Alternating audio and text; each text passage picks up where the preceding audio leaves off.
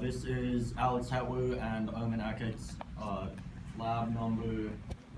homework number 7. We're doing a light sensor and we're collecting different light levels in ECE 211.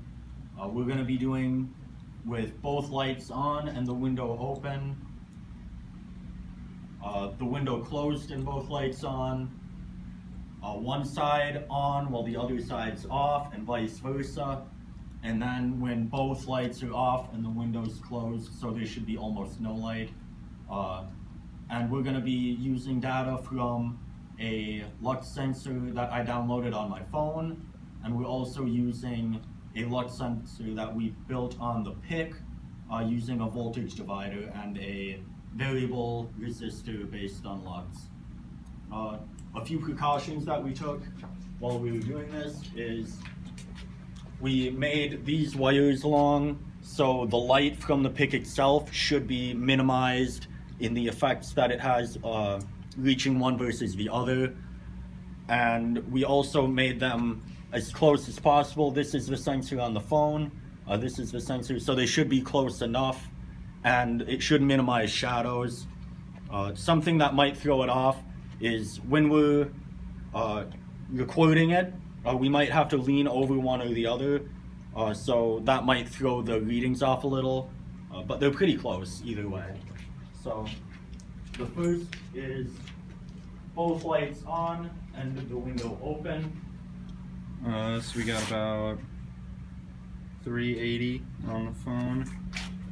We'll try to zoom in. I'll step away from that. At about 387 on the PIC. And now we will close the blinds. Blinds closed, both lights on. So we got about 330 on the phone. Let's try to get that. And about 330 on the PIC, so just about dead on. Alright, one light off. So shutting those off. Got about 324 on the phone. And about, looks like about 310 on the PIC. And then alternating light. Got about 17 on the phone.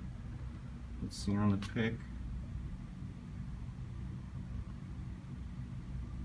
About 8. And both lights off. Both lights off. We got about 0 on the phone. And ooh, we're overflowing on the PIC. Oh, yeah. I mean, we're fine with that. Yeah, and the reason the PIC is overflowing is because with our conversion from data, if our value for lux goes negative, so it's just below 0, then our value will overflow and it'll go up to about 65,000, which we just saw. So, and the way that we calibrated the light sensor, we did it experimentally.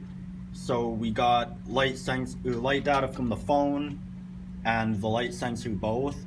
So we used the A to D value, so the voltage value from the voltage divider, and we used that data to calibrate the light sensor. So it's not perfect. So as lux goes to 0, the line of best fit wasn't perfect, so it'll overflow, but it will be good for all values from lux is about, lux is very low to lux is very high, so it has a good range, just not completely down to 0. and then if we go over to our PIC flash tool, we'll close that. We can see that as we've been talking and doing all this, the serial port has been taking the data, which we will use to analyze and graph our data. So that's lab 7. Yep, homework 7.